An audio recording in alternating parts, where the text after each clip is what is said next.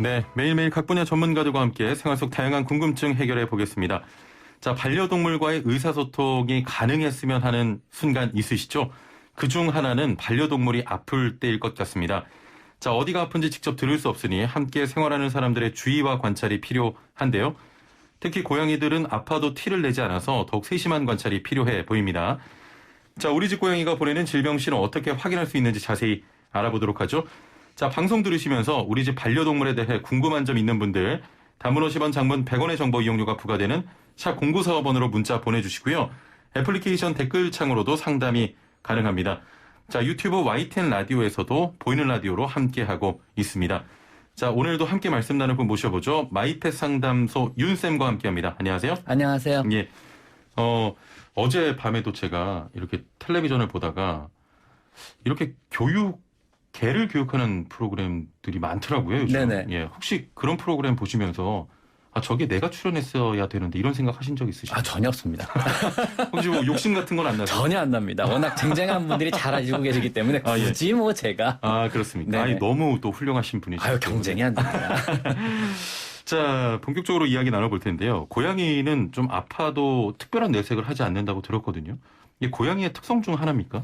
일단 야생동물의 특성이라고 볼 수 있는데요. 예. 고양이는 아직 사람과 같이 살고 있지만 야생성이 대표적으로 남아있는 동물에 들어갑니다. 예. 그래서 우리가 만질 수 있는 유일한 육식 야생동물에 해당되고요. 야생동물의 특성상 자신이 아프거나 아니면 자신의 질병이 가진 게 적에게 노출이 되면은요.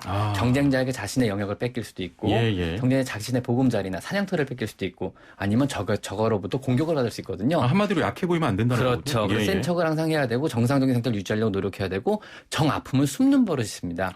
숨어서 자신의 몸의 회복을 기다리고 몸이 회복되면 다시 나오고 아니면은 숨은 상태에서 몸이 끝내 회복을 못한다 그러면은 숨어서 죽는 그런 동물에 들어갑니다. 미국에서 선물 조사를 한번 한 적이 있는데요.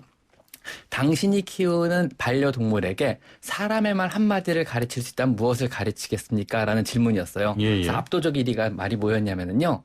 나 아파란 말이었대요. 기르시는 분 입장에서는 좀 마음이 많이 아프잖아요, 또. 뒤늦게 알면 많이들 아파하시죠, 당연히요. 자, 외상의 경우에는 확인이 가능한데 몸 안쪽은 확인할 수 없지 않습니까? 어떤 것들을 살펴봐야 될까요? 일단은 자신이 키우는 고양이를 가장 잘 아는 사람은 본인 스스로세요. 주인분이세요. 예, 그럼요. 근데 이제 아무리 질병을 숨기려 그래도요. 우리가 잘만 관찰하면 알 수 있는 질병의 징후들은 굉장히 다양하거든요. 뭐 피모가 푸석하다든가 아니면 각질이 일어난다든가 아니면 피부에 반점이 생겼다든가 만져보니 멍울이 있다든가 입 주변을 봐서 뭐 침을 많이 흘리는 흔적이 있다든가 입에서 냄새가 난다든가 입에서 피가 나다든가 오줌량이 지나치게 줄었다든가 지나치게 늘었다든가 오줌에 뭐 피가 섞였다든가 변을 봤는데 점액변을 썼다든가 설사를 썼다든가 변량이 지나치게 많다든가 지나치게 적다든가 이런 모든 것들이 질병 이상이고 행동 이상 역시 마찬가지예요. 뭐 지나치게 싸너졌다든가 지나치게 까탈스럽다든가 지나치게 움직임이 졌다든가 지나치게 구석에 숨어서 안 움직인다든가 일상 속에서 가능한 얘의 정상 상태를 파악하셔서 조금이라도 변화가 있다 그러면 어딘가 아프다고 판단하시는 게 현명하고 합리적인 판단이라고 볼 수 있겠습니다. 평소와 좀 다른 행동을 보이면 바로 병원으로 좀 데려가는 게 좋겠습니다. 합리적인 판단입니다. 혹시 이 밥을 많이 먹는 것도 좀 이상 증세 중 하나로 볼 수 있을까요? 대체적으로 아프거나 통증을 느끼면 식욕이 주는 게 정상인데요. 보통 고양이 같은 경우 갑상선 기능 항진증이라는 질병과 치매가 오면 식욕이 증가합니다. 치매 같은 경우는 자신이 밥을 먹는 걸 잃어버리고 또 먹는 현상 때문에 증가하게 되고요. 갑상선 기능 항진증이 식욕이 확 증가함에도 불구하고 몸의 대사 기능이 항진이 돼가지고 살이 안 찌는 이런 특성을 보이게 됩니다. 그렇군요. 병원에 이제 데려갈 때 미리 조치를 좀 취하거나 준비해야 될 것들이 있을까요? 사실 많은 분들이 병원에 고양이를 잘 안 데려오시는 원인 중에 하나가요. 지나치게 스트레스를 고양이가 많이 받아요. 고양이가요? 그렇죠. 영역동물이기 때문에 자신의 영역을 벗어나면 일단 스트레스를 심하게 받고요. 병원에서의 안 좋은 기억 때문에 갔다 와서 굉장히 고생을 많이 하거든요. 그래서 보통 막 2번, 3번 생각하고 며칠 고민하다가 이제 병원에 데리고 오신 경우가 대부분이에요. 고양이가 너무 힘들어하니까는요. 그래서 이제 고양이가 병원에 왔다 가는 걸 편하게 즐길 수는 없겠지만 스트레스를 줄일 수 있는 방법은 집에서부터 많이 있거든요. 그래서 진료는 집에서부터 시작한다고 보시고요. 일단 병원에 옮기기 전에 반드시 플라스틱 하드 캐리어를 준비합니다. 딱딱한 플라스틱 캐리어고 위가 열리는 재리의 캐리어가 있어야 되고요. 그 안에 고양이를 넣으실 때는 집에서 사용한 담요나 고양이가 썼던 방석을 같이 넣어주세요. 그 상태에서 빈 캐리어 무게를 먼저 달아서 무게를 밖에다 반드시 적어주세요. 매직으로. 그래서 고양이 무게를 캐리어채 잴 수 있게 해주시는 겁니다. 병원에서도요. 캐리어 무게를 알면 고양이 무게를 알 수가 있으니까는요. 그리고 이동 중에는 반드시 위에 담요를 덮어서 밖을 못 보게 살펴보게 해주시고요. 그다음 병원에 도착할 때도 미리 병원에 전화해서 진료를 예약하시는 게 좋습니다. 대기 시간을 줄이기 위해서고요. 병원에 도착해서 어쩔 수 없이 대기를 해야 한다면은요, 차에서 대기하시는 게 좋습니다. 병원의 시끄러운 소음이나 강아지 짖는 소리 혹은 다른 고양이 냄새를 맡아서 고양이가 흥분을 안 하는 게 좋고요. 병원에 도착해서도 진료가 되게 간편해지는 게요. 체중을 잴 필요가 없습니다. 캐리어 무게가 이미 나와 있기 때문에요. 두 번째는 캐리어 위만 열고 간단한 진료는 그 안에서 전부 다 가능하세요. 뭐 체온을 잰다든가 눈을 확인한다든가 입을 확인한다든가 간단한 주사 처치도 캐리어 밖으로 굳이 안 꺼내서 처치가 가능하거든요. 그렇군요. 그 상태에서 바로 캐리어를 덮고 다시 담요를 덮고 집으로 오면은요. 고양이 입장에선 자신의 영역을 한 번도 벗어난 적이 없는 게 되는 거예요. 왜냐하면 그 캐리어 안도 본인의 냄새가 본인의 영역이 있거든요. 집에 있던 물건이고요. 그럼 고양이는 아무런 스트레스 없이 굉장히 낮은 스트레스인 상태로 병원에 왔다가 편안하게 진료를 받고 다시 집으로 갈 수 있는 이런 상태가 되거든요. 의외로 간단하군요. 의외로 흥분만 중간에 안 하면 간단하고요. 만약에 자신의 고양이가 되게 흥분을 잘하는 혼양이라 그러죠. 잘 화를 내는 이런 종류의 고양이라 그러면요.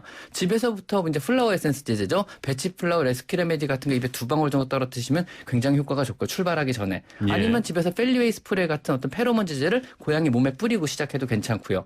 뭐 그거 외에도 평소에 질캔 같은 어떤 영양제를 부지런히 먹여서 고양이의 흥분도를 평소에 낮추고 이런 것들이 굉장히 많은 도움이 될 수 있습니다. 이 말씀이 좀 인상 깊네요. 진료는 집에서부터 시작됩니다. 진료는 집에서부터 시작되는 겁니다. 알겠습니다. 그 고양이도 그 정기검진을 좀 정기적인 건강검진을 받는 게 좋을까요? 아니면 어느 정도의 기간을 두고 살펴보는 게 좋을까요? 보통 일반적인 수의사들, 저를 포함한 모든 수의사들의 주장은요. 8살 이전의 고양이들 같은 경우는 1년에 한 번씩 정기적인 건강검진이 필요하고요. 8살이 넘은 고양이 같은 경우는 6개월에 한 번씩의 정기 건강검진이 필요합니다. 어떻게 보면 6개월에 한 번이 좀 과하다, 뭐 너무 자주 아니냐 이런 말을 종종 듣는데요. 고양이는 사람보다 7년의 빠른 시간대를 살아가는 동물이에요. 7배나 빠른 시간대를 살아가거든요. 즉 사람보다 몸의 노화 속도가 7배나 빨라요. 바꿔 말하면은요. 정확한 표현으로 고양이는 사람보다 7배 빨리 죽어가고 있다는 얘기예요. 쉽게 말하면 6개월의 시간은요. 사람에 비로는 3년에서 4년에 해당하는 기간에 해당돼요. 몸의 변화가요. 즉 6개월 전에 건강하던 애기도 이번에 검사하니까 간에 종양이 생겼거나 6개월 전에 건강하던 애기가 이번에 검사하니까 신장이 망가졌거나 이런 경우는 되게 흔한 예거든요. 6개월에 한 번도 그렇게 긴 기간은 아니라는 것도 꼭 좀 알아주셨으면 좋겠습니다. 알겠습니다. 자, 지금부터 반려동물 상담 이어가 보도록 하겠습니다. 단문 50원, 장문 100원의 정보 이용료가 있는 샵 0945번으로 자, 우리 집 반려동물 이런 고민 있다, 상담 필요하다 하시는 분들 서둘러 주시길 바라고요. 애플리케이션 댓글창도 열려 있습니다. 반려동물 상담 이어가도록 하겠습니다. 네, 3220번님께서는 6살 된 암컷 고양이입니다. 무탈하게 잘 커왔는데 요즘 들어 사료를 줘도 시큰둥하고 아침에 준 사료가 오후 늦게가 되도록 그대로인 경우가 많아요. 너무 안 먹는 게 아닌가 걱정돼서 간식을 몇 알 주면 그건 먹습니다.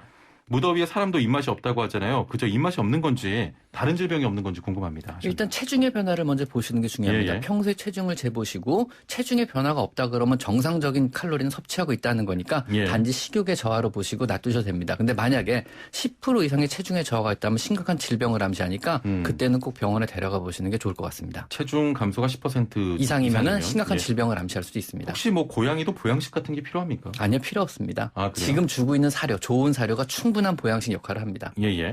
애플리케이션으로 청양 고춧가루 TV님께서는 오늘은 그 의사 가운 입고 오셨다고. 이게 가운 맞는 거죠? 흰색 정장 가운입니다. 백구도 신고. 자, 애플리케이션으로 신호님께서는 고양이 노란 눈곱이 자꾸 끼는데 원인이 뭘까요?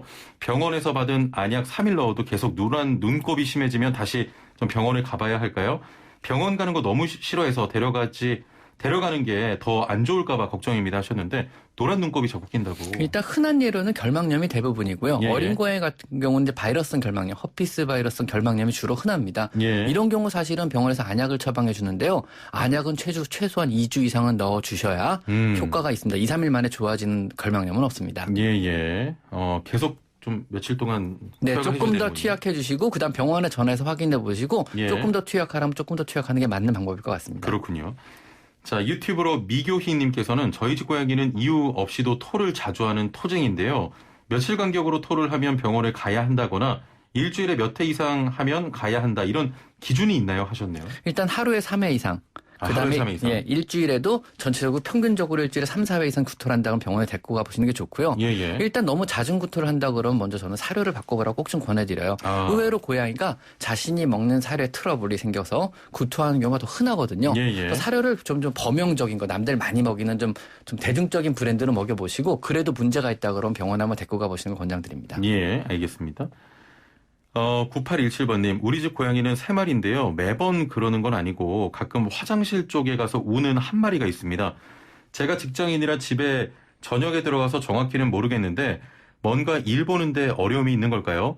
이 냥이가 물도 잘 안 마시는 편이고 비만입니다. 신장에 문제가 있으면 화장실 앞에서 고통스러워한다는데 걱정입니다.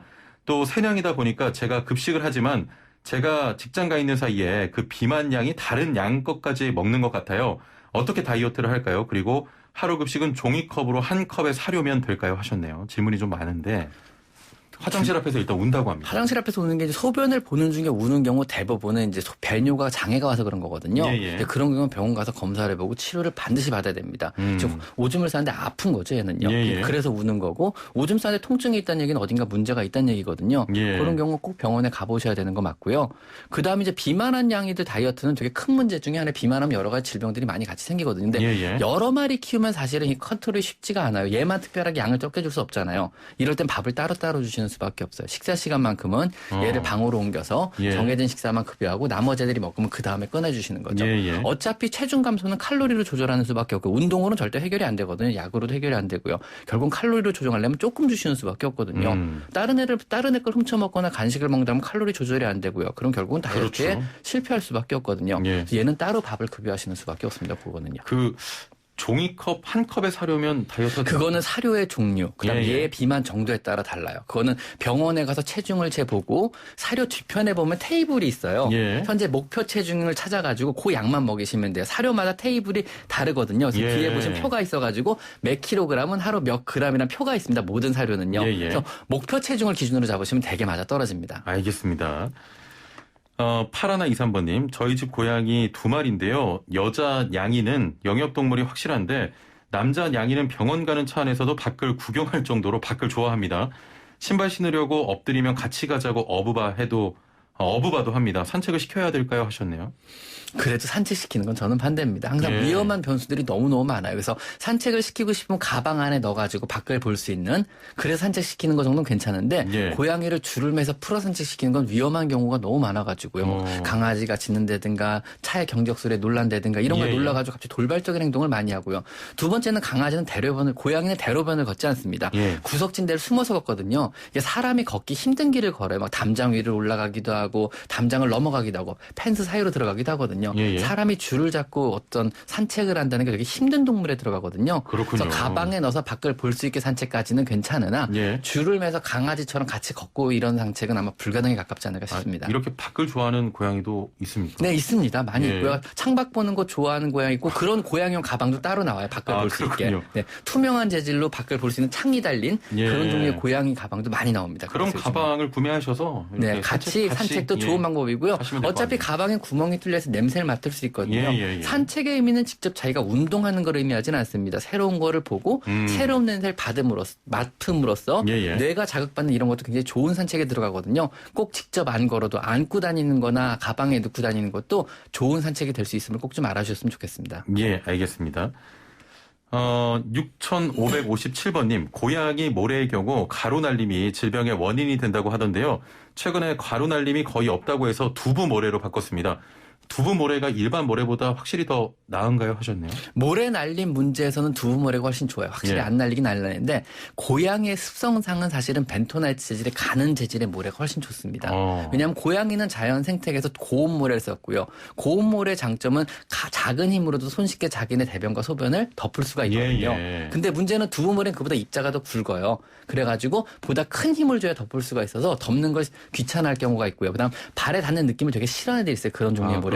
그래서 고양이 양반양이라 그러는데 고양이 특성상 두부 모래를 허용한다 그러면 두부 모래를 쓰시고요. 두부 모래를 싫어하는 애들이 있어요. 허용을 안 하는 애들이 있어요. 고온 모래만 선호하는 애들이 있거든요. 그런 애들은 무조건 고온 모래를 써주시는 게 좋습니다. 맞춰서. 그렇습니다. 알겠습니다. 오늘 말씀 여기까지 듣겠습니다. 감사합니다. 감사합니다. 네, 지금까지 마이펫 상담소 윤쌤과 함께했습니다.